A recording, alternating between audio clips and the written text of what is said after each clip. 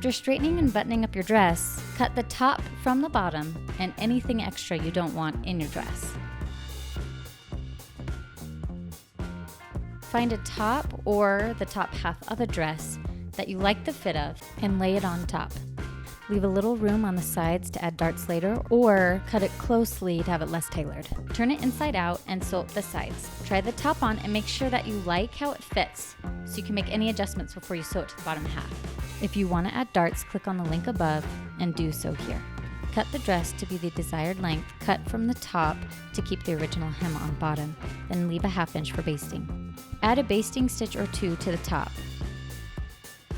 Lightly pull on the basting stitch to gather. Make sure to do this slowly and lightly so you do not break the stitch. Gather until it is the same width as the top half of the dress.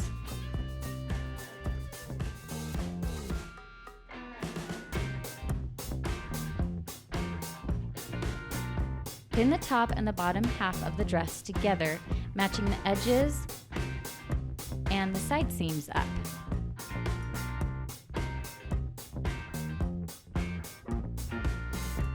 Sew it together, making sure that you have it equally spaced and gathered between each seam.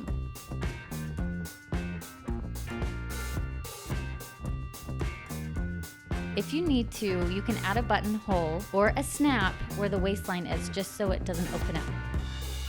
I last minute decided to change the collared dress into a V-neck dress by folding under the collar and simply sewing it down in place, and I sewed it close to the edge as well as 3/4 of an inch in.